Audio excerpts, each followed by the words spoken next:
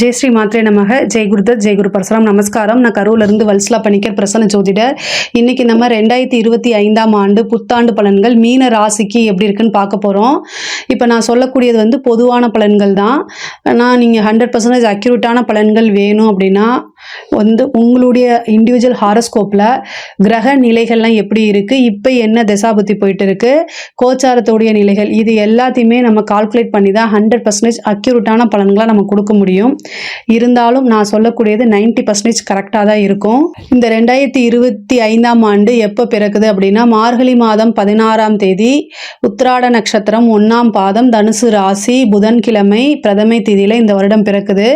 இந்த வருடத்தில் இந்த 2025ஆம் ஆண்டு நீங்கள் எடுக்கக்கூடிய அத்தனை முயற்சிகளுமே சக்ஸஸ் ஆகிறதுக்காக உங்களுக்காக நானும் அம்பாள் கிட்ட பிரார்த்தனை பண்ணிக்கிறேன்.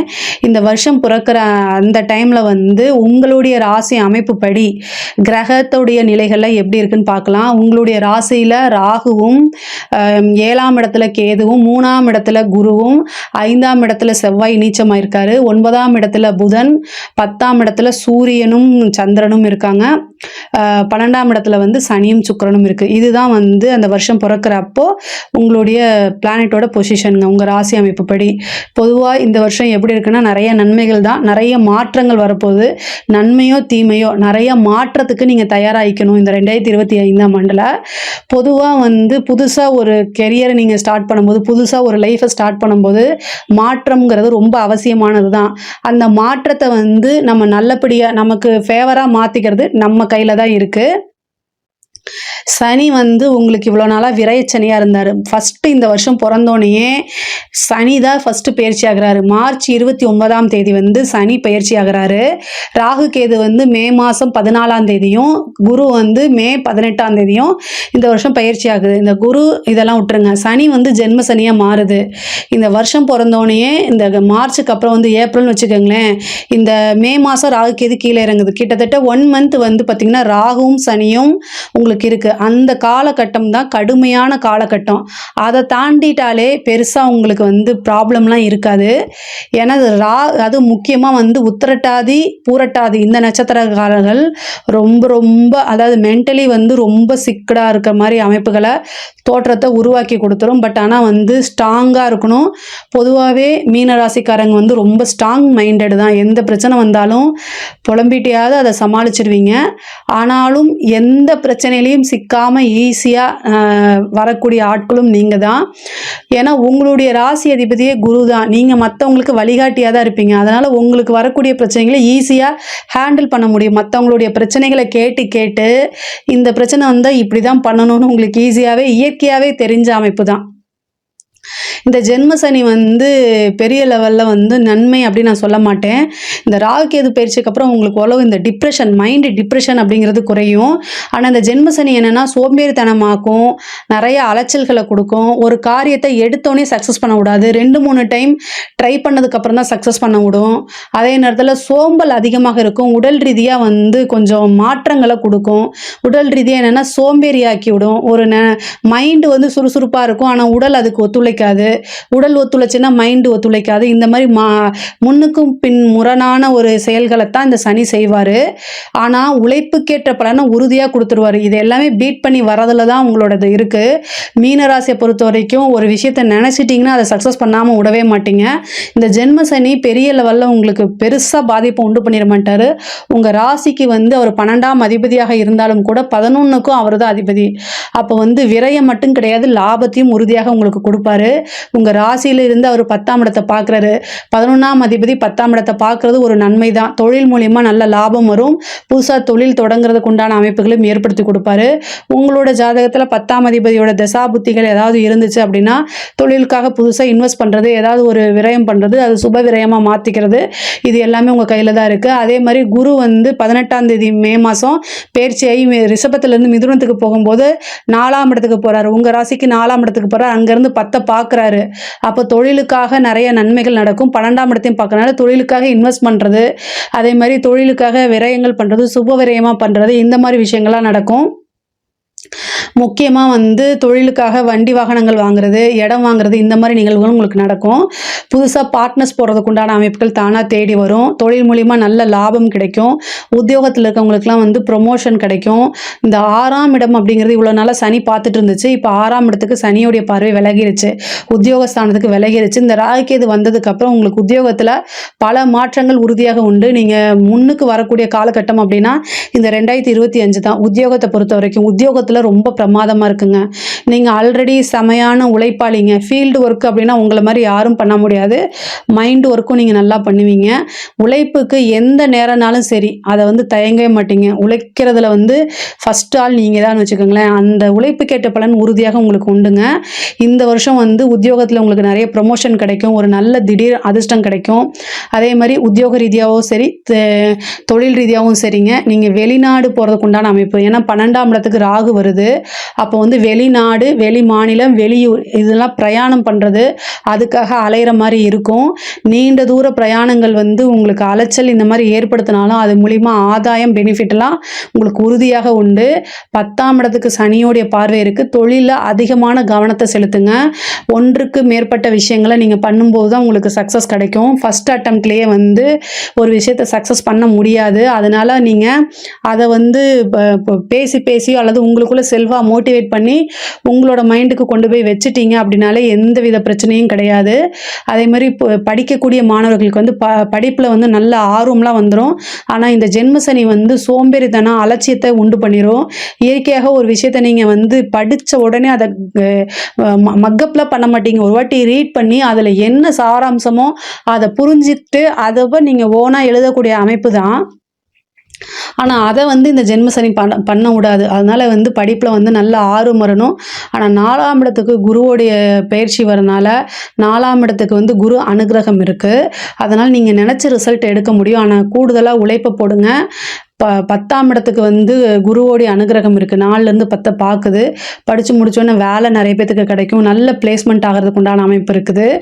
பொதுவாக வந்து மீனராசிக்காரங்க ரொம்ப முக்கியமாக இருக்க வேண்டியது வந்து தேக ஆரோக்கியத்தில். குரு வந்து 4லேருந்து வந்து உங்களுக்கு அஷ்டமத்தை பார்க்குறாரு. அதே நேரத்தில் 12ஆம் இடத்தை பார்க்குறாரு.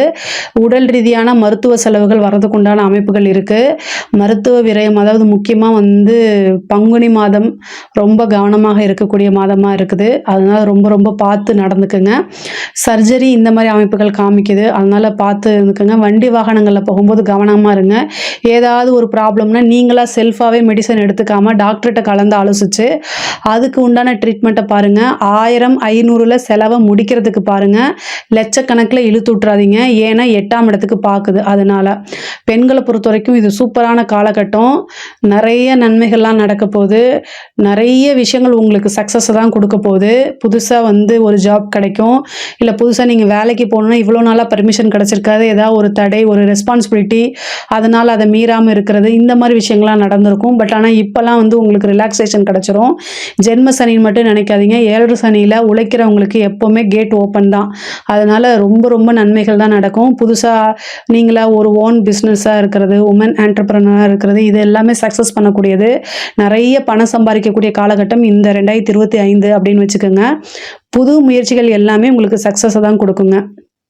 மீன ராசியை பொறுத்த வரைக்கும் பெண்கள் வந்து அஷ்டமத்தை வந்து பார்த்திங்கன்னா யார் பார்க்குறான்னா குரு பார்க்குறாரு. அதாவது அஷ்டமஸ்தானம்ங்கிறது மாங்கல்ய ஸ்தானம்.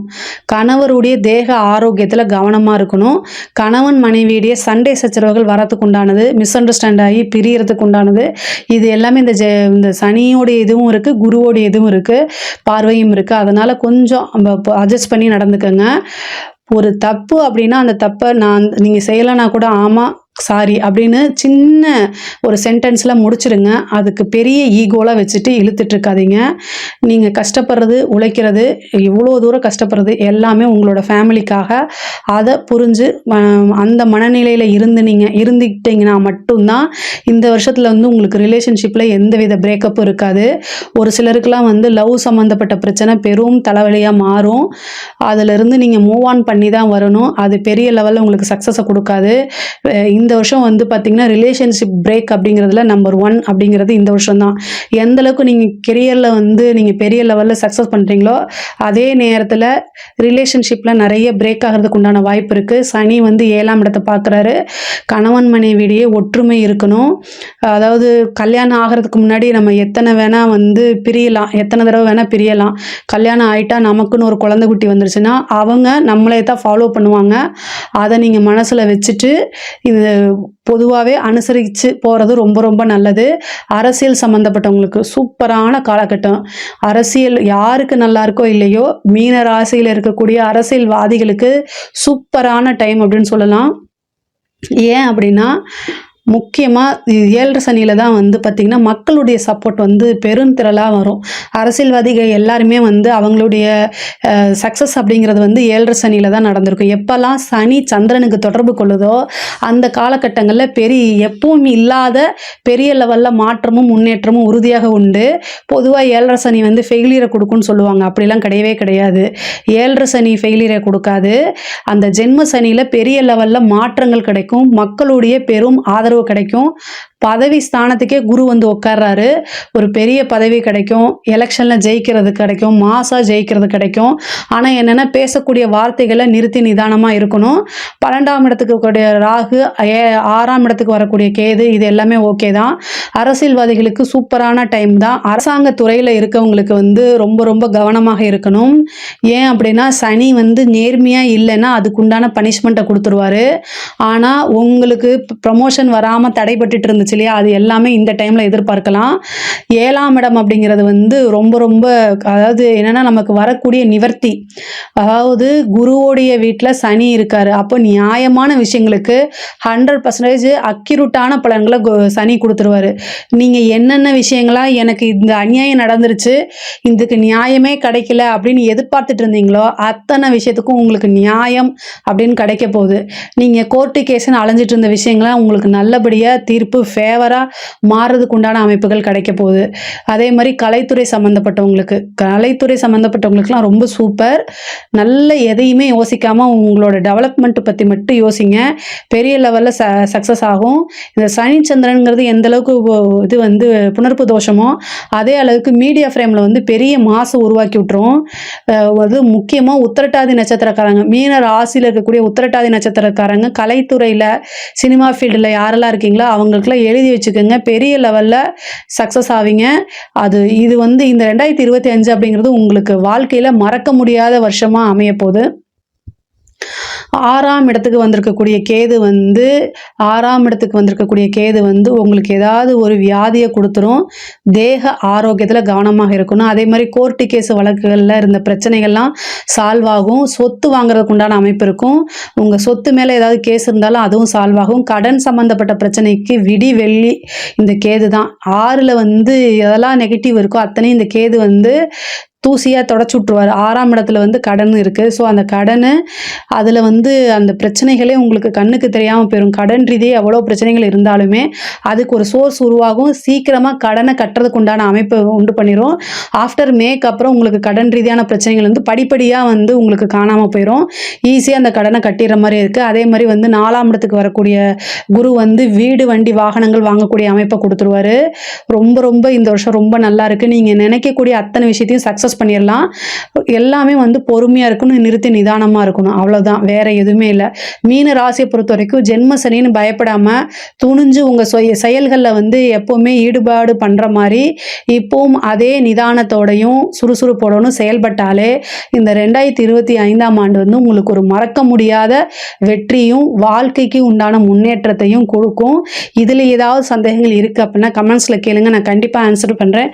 நம்மளுடைய சேனலை லைக் பண்ணுங்கள், ஷேர் பண்ணுங்கள், சப்ஸ்கிரைப் பண்ணுங்கள். நன்றி, வணக்கம்.